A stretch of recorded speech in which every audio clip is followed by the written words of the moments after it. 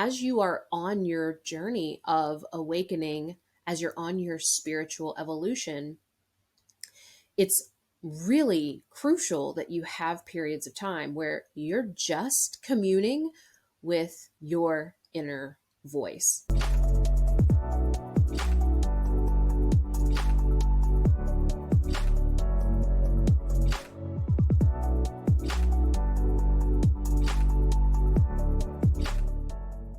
Today, we're going to dive into why the path to awakening is such a lonely one, and what, if anything, can you do about it?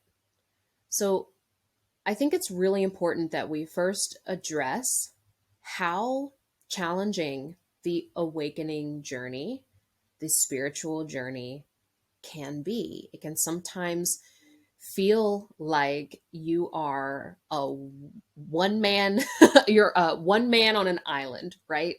Like, others don't completely understand you, you don't fully get everyone, because it can seem like everything is just surface level. And as you're going about your journey, you do notice that you have this deep desire for depth that is a hallmark of the spiritual journey. Now, that happens because there's a part of you that is really awakening to your divine self, or your connection with God, source, divinity in all things. So you want to feel this deeper sense of connection. And when you live in a world that is only surface level, that can cause you to just desire to withdraw.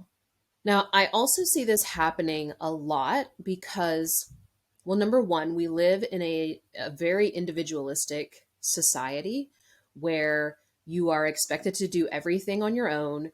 Your worth is completely predicated on your ability to like pick yourselves up by the bootstraps, and the cause and effect of everything in your life is yourself. While I am a big proponent of being able to tap into your power and tap into your sovereignty, we can't negate the fact that this is a co-creation. We are co-creating this reality with other human beings, with plants, animals, the earth itself, other planets. Everything is working together. So this individual focus of our society also contributes to even further desire for withdrawal. It's really, really interesting for me, having initiated in more ancient spiritual practices, more indigenous spaces, communities, so on and so forth, is that it is well understood that we heal in relationship. And so we do have this desire to withdraw. It is important that we are in an environment that is actually supportive to our evolution. So part of why we are withdrawing is because we're in spaces that might not be conducive to who we are becoming. This isn't to say that you should always just be in proximity to people. It's okay to have periods of time where you are more to yourself. But it's even more important that you have community, that you have spaces where the intention and the goal of every single person there, or at least the majority of the people there, is alignment, is like coming into their authentic self. When you're not in those kinds of environments, it does happen that you just kind of end up in a silo where you're just kind of talking back to yourself, which can be very beneficial. And also it's good to have some harmony, right? That you have some time to yourself, and that you also have time with an intentional group of individuals who are coming together as a community to support one another. The other thing that's really important about why this loneliness happens is that really the solitude is necessary for you to actually get in touch with who you are. Said in plain layman's terms. Because We are bombarded by distractions all the time.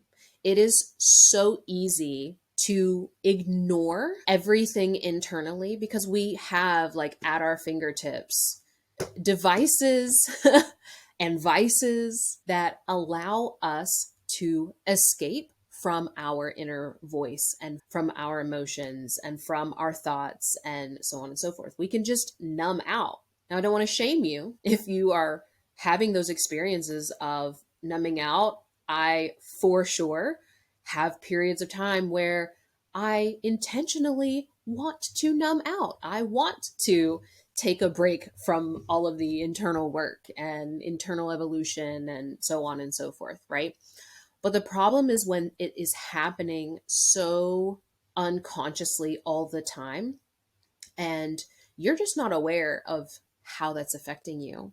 We already, as human beings, have a tendency to seek external stimuli, look for something outside of ourselves to make us feel good, make us feel better, or something external to blame. And as you are on your journey of awakening, as you're on your spiritual evolution, it's really crucial that you have periods of time where you're just communing with your inner voice. So I'll bring it back to having, a community that is supportive of you in your awakening, in your evolution. That community looks like asking questions that encourage you to explore who you truly are, what you actually desire, so that you can start to let go of what everyone else wants or who everyone else thinks that you need to be, and really discover what matters to you. What are you called for? What really lights your soul on fire? Who are you here to be? And also, what are some of the limitations and borrowed ways of believing that aren't actually serving you in who you are here to become? Because it's very difficult for us to just see that by ourselves. We can only really see ourselves through mirrors, through other people, through our interactions day to day, so on and so forth. So those are really, really important. Now, I would also be really remiss if I didn't mention that a lot of our unfolding and our potential, right, our experience of the quote unquote next level of our potential does usually come through stepping outside of our comfort zone, right? Through finding our edge. And if you are like, if you are like so many of the people who follow me or watch content like this, then you likely are someone who struggles with receiving period, but also can be challenged with receiving support and opening up and being vulnerable and sharing your truth, not just keeping everything surface level.